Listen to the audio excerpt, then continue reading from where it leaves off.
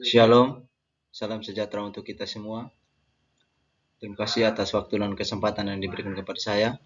Perkenalkan, nama saya Rovinson Pulu Panjang, NIM 2421008, Prodi Peternakan, kelas J, mata kuliah Pancasila.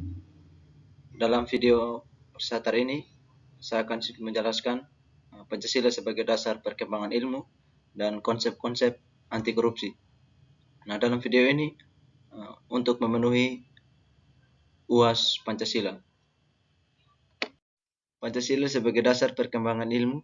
Pancasila sebagai dasar nilai pengembangan ilmu, yang artinya kelima Pancasila merupakan pegangan dan pedoman dalam pengembangan ilmu pengetahuan dan teknologi. Beberapa terminologi yang ditemukan para pakar untuk menggambarkan peran Pancasila sebagai rujukan bagi pengembangan ilmu pengetahuan dan teknologi. Pancasila sebagai dasar nilai pengembangan ilmu dapat mengacu pada beberapa jenis pemahaman, yaitu yang pertama, bahwa di setiap ilmu pengetahuan dan teknologi atau IPTEK yang dikembangkan di Indonesia haruslah tidak bertentangan dengan nilai-nilai yang terkandung dalam Pancasila. Terus yang kedua, bahwa setiap IPTEK yang dikembangkan di Indonesia harus menyertakan nilai-nilai Pancasila sebagai faktor internal pengembangan IPTEK itu sendiri. Yang ketiga, bahwa nilai-nilai Pancasila berperan sebagai rambu normatif bagi pengembangan IPTEK yang ada di Indonesia, yang artinya mampu mengendalikan IPTEK yang tidak keluar dari cara berpikir dan cara bertindak bangsa atau masyarakat Indonesia. Nah, keempat, bahwa setiap pengembangan IPTEK harus berakar dari budaya dan ideologi bangsa Indonesia itu sendiri, atau yang lebih dikenal dengan istilah ideganisasi ilmu atau mempribumian ilmu. Yang keempat, pengertian Pancasila sebagai dasar pengembangan ilmu sebagaimana dikemukakan di atas mengandung konsekuensi yang berbeda-beda, yaitu pengertian pertama bahwa IPTEK tidak bertentangan dengan nilai-nilai yang terkandung dalam Pancasila, mengandung asumsi bahwa IPTEK itu sendiri berkembang secara otonom. Nah, kemudian dalam perjalanan dilakukan adaptasi dengan nilai-nilai Pancasila. Pengertian yang kedua, bahwa setiap IPTEK yang dikembangkan di Indonesia harus menyertakan nilai-nilai Pancasila sebagai faktor internal, mengendalikan bahwa sejak awal pengembangan IPTEK sudah harus melibatkan nilai-nilai Pancasila. Namun, keterlibatan nilai-nilai Pancasila ada dalam posisi tarik ulur, yang artinya ilmuwan dapat mempertimbangkan sebatas yang mereka anggap layak untuk dilibatkan. Nah, pengertian yang ketiga, bahwa nilai-nilai Pancasila berperan sebagai rambu normatif bagi pengembangan IPTEK, mengasumsikan bahwa ada aturan main yang harus disepakati oleh para ilmuwan sebelum ilmu itu dikembangkan. Namun, tidak ada jaminan bahwa aturan main itu diteruskan, ditaati dan dalam perjalanan pengembangan IPTEK itu sendiri. Sebab IPTEK terus berkembang. Aturan main seharusnya terus mengawal dan membayangi agar tidak terjadi kesenjangan antara pengembangan IPTEK dan aturan main. Pengertian yang keempat, yang menempatkan bahwa setiap pengembangan IPTEK harus berakar dari budaya dan teknologi bangsa Indonesia sendiri. Sebagai proses ideganisasi ilmu, mengendalikan bahwa Pancasila bukan hanya sekedar dasar nilai pengembangan ilmu, tetapi sudah menjadi paradigma ilmu yang berkembang di Indonesia. Nah, untuk itu diperlukan penjabaran yang lebih rinci dan pembicaraan yang di kalangan intelektual Indonesia. Nah, sejauh mana nilai-nilai Pancasila selalu menjadi bahan pertimbangan bagi keputusan-keputusan yang diambil. Pentingnya Pancasila sebagai dasar pengembangan ilmu. Nah, dapat ditelusuri dalam hal-hal sebagai berikut. Nah, yang pertama, pluralitas, nilai yang berkembang dalam kehidupan bangsa Indonesia. Dosa ini seiring dengan kemajuan IPTEK menimbulkan perubahan dalam cara pandang manusia tentang kehidupan. Nah, hal ini membutuhkan renungan dan refleksi yang mendalam agar bangsa Indonesia tidak terjerumus dalam penentuan keputusan nilai yang tidak sesuai dengan kepribadian bangsa. Yang kedua, dampak negatif yang ditimbulkan kemajuan IPTEK terhadap lingkungan hidup berada dalam titik nadir yang membahayakan eksistensi hidup manusia di masa yang akan datang. Nah, oleh karena itu, diperlukan tuntunan moral bagi para ilmuwan dalam pengembangan IPTEK di Indonesia. Yang ketiga, perkembangan IPTEK yang didominasi negara-negara barat dengan politik global ikut mengancam nilai-nilai khas dalam kehidupan bangsa Indonesia, seperti spiritualitas, gotong royong, solidaritas, musyawarah, dan cinta rasa akan keadilan. Nah, oleh karena itu, diperlukan orientasi yang jelas untuk menyaring dan menangkal pengaruh nilai-nilai global yang tidak sesuai dengan nilai-nilai kepribadian bangsa Indonesia. Menurut penelitian dari Surajio, Pancasila merupakan satu kesatuan dari sila-sila yang harus merupakan sumber nilai, kerangka berpikir, serta asas moralitas bagi pengembangan ilmu pengetahuan dan teknologi. Nah, selain itu, pengembangan ilmu dan teknologi terlebih yang menyangkut manusia haruslah selalu menghormati martabat manusia. Nah, haruslah meningkatkan kualitas hidup manusia yang baik sekarang maupun di masa depan. Nah, membantu pemekaran komunitas manusia, baik moral, nasional, maupun global. Harus terbuka untuk masyarakat lebih memiliki dampak langsung kepada kondisi hidup masyarakat. Dengan ilmu dan teknologi hendaknya membantu penciptaan masyarakat yang semakin lebih adil. Yang kedua, konsep dasar anti korupsi.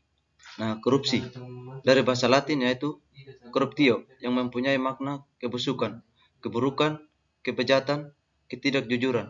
Nah, dapat disuap, tidak bermoral, penyimpangan dari kesucian. Nah, dari pengertian dasar pendidikan anti korupsi sendiri, ada tiga tahap, yaitu korup, korupsi, dan korupter. Nah, korup artinya busuk, suka menerima uang suap, sogok, dan memakai kekuasaan untuk kepentingan diri sendiri dan sebagainya. Nah, biasanya hal ini dapat kita lihat dari pengalaman-pengalaman maupun dari sosial media, bahwa banyak sekali pemerintah-pemerintah yang menerima uang tanpa tahu uang itu berasalnya dari mana. Nah, terus korupsi yang artinya perbuatan busuk seperti penggelapan uang. Nah, ini salah satu contoh juga buat bagi pemerintah-pemerintah yang biasanya dapat kita lihat juga bersama dalam berbagai di desa maupun di pemerintah besar sering terjadi memakan uang rakyat. Nah, ini salah satu contoh seperti penggelapan uang, penerimaan uang sogok, dan sebagainya. Nah, ketiga yang koruptor artinya orang yang melakukan korupsi. Nah, orang melakukan korupsi berarti ditandai dengan mengambil hak orang lain. Perbuatan korupsi menyangkut sesuatu yang bersifat amoral. Nah, kesadaran moralitas lebih mengedepankan berdasarkan kepentingan nasional, melebihi tekanan-tekanan berdasar prinsip keagamaan maupun moral sosial. Dengan demikian, hal itu perlu dilihat sebagai doktrin utama dalam penyelenggaraan kehidupan bermasyarakat dan bernegara di Indonesia yang dibangun di atas dasar Pancasila dan penyelenggaraannya dijalankan berdasar Undang-Undang Dasar Negara Republik Indonesia tahun 1945. Nah, sifat dan keadaan yang busuk menyangkut jabatan, instansi, atau aparatur pemerintah. Penyelewengan kekuasaan dalam jabatan karena pemberian.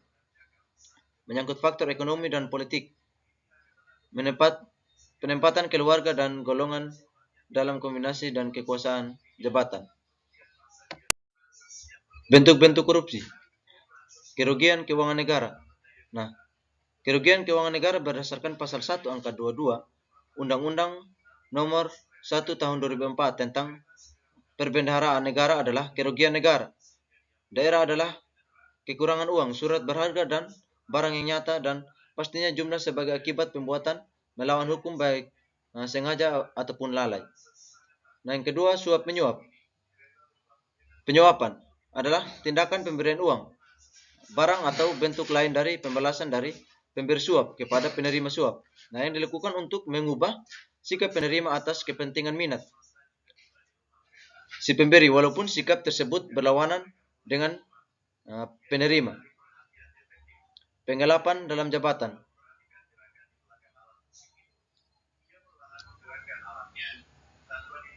Nah, penangkapan itu adalah rekayasa konspirasi politik tingkat tinggi dan menuduh aparatur hukum seperti KPK tidak profesional dalam konspiratif. Nah, bila tertangkap adalah lawan politik, maka rame-rame menghujat dan bingkai narasi kebencian terhadap sang koruptor. Sebaliknya, bila ditangkap berasal dari kelompoknya, suku, agama, ataupun afiliasi politik yang sama. Yang keempat, pemerasan. Nah, pemerasan korupsi yaitu yang dilakukan oleh pegawai negeri yang bertujuan untuk menguntungkan diri sendiri atau orang lain dengan cara melawan hukum dengan menyalahgunakan kekuasaannya dengan memaksa seseorang memberikan sesuatu, membayar atau menerima pembayaran dengan potongan. Terus yang kelima, pembuatan curang. Nah, pembuatan curang yang dimaksud dalam jenis korupsi yaitu ini biasanya dilakukan oleh pemborong, pengawas proyek, rekan TNI ataupun Polri, pengawas rekan TNI atau Polri yang melakukan kecurangan dalam pengadaan atau pemberian barang yang mengakibatkan kerugian bagi orang lain terhadap keuangan negara. Nah, benturan kepentingan dalam pengadaan dan gratifikasi. Dampak masif korupsi. Nah, dampak ekonomi. Nah, dampak ekonomi meningkatkan utang negara. Nah, korupsi tentunya akan memperburuk keuangan negara. Nah, selain sebelumnya negara memang sudah punya hutang dengan negara lain. Dengan adanya korupsi justru hutang itu akan semakin bertambah. Nah, para maling uang rakyat ini tidak sadar diri bahwa apa yang ia dilakukan dapat memperburuk keadaan negara. Mereka hanya memikirkan keuntungan pribadi. Nah, dampak sosial dan kemiskinan. Nah, dalam dampak ini akan terjadinya mahalnya harga jasa dan pelayanan publik. Nah, menciptakan ekonomi biaya tinggi. Nah, sehingga harga jasa dan pelayanan publik menjadi sangat mahal. Pengetesan kemiskinan berjalan lambat.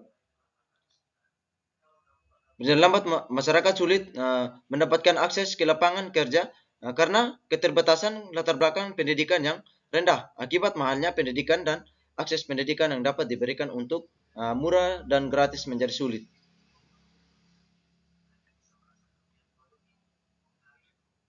Dampak politik dan demokrasi. Nah, korupsi tentunya harus cepat diberantas dan jangan diberi ampun. Nah, karena yang namanya maling uang rakyat harus dihukum dengan cepat dan tuntas. Nah, dengan tidak adanya tindakan korupsi, nah, negara akan aman dan tidak mengalami banyak kerugian yang dikeluarkan.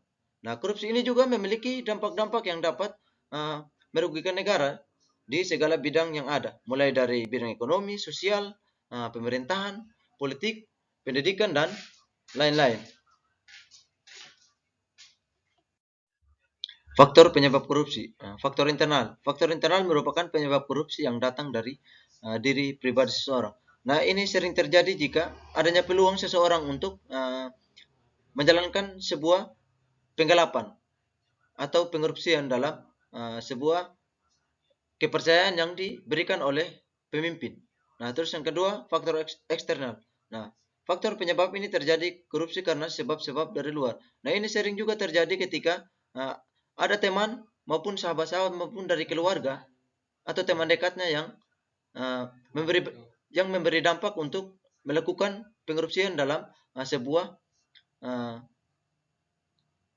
pemerintah maupun di pemerintah desa maupun di pemerintah pusat.